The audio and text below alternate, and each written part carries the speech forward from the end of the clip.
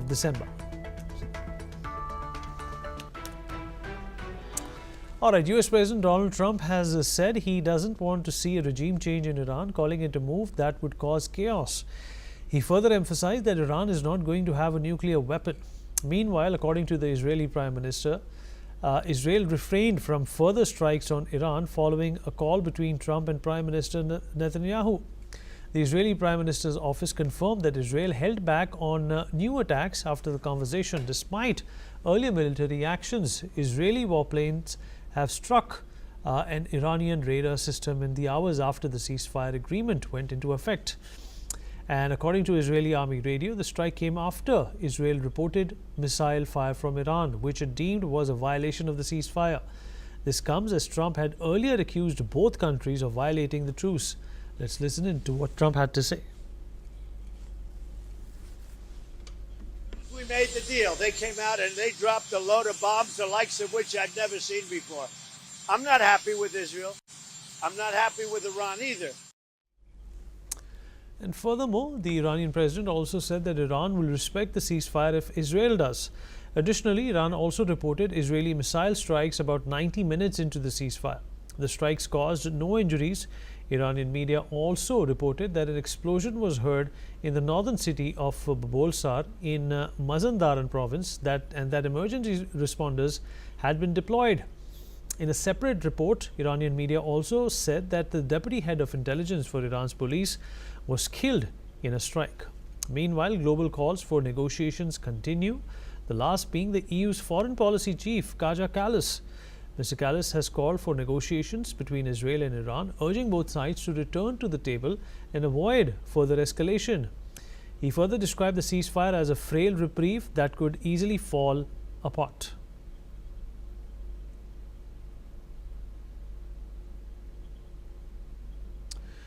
All right, Eric Wahlberg, political analyst, is joining us at this point in time from Toronto. Eric, appreciate you taking out the time and speaking with us. Well, there is a ceasefire in place. It is a sign of relief, but the big question that lingers on is it going to last, or is this conflict going to take another shape?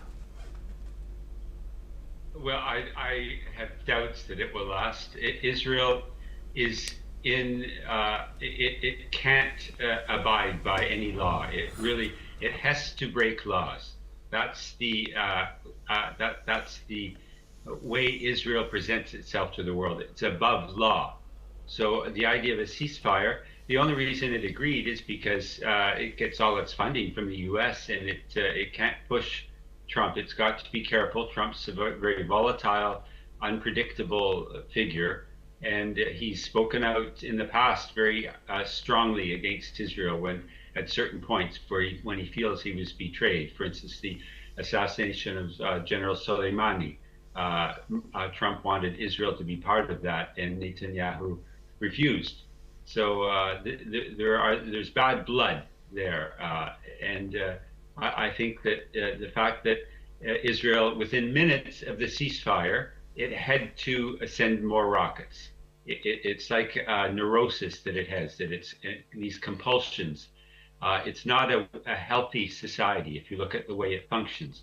It's psychopathic, it revels in genocide, torture, it loves to terror. It is the real terror in the world today. It's the terrorist organization. So I don't know if, and I believe Iran is still considering retaliation, if not for that violation, for the fact that in the past 10 days, Israel killed 14 senior scientists.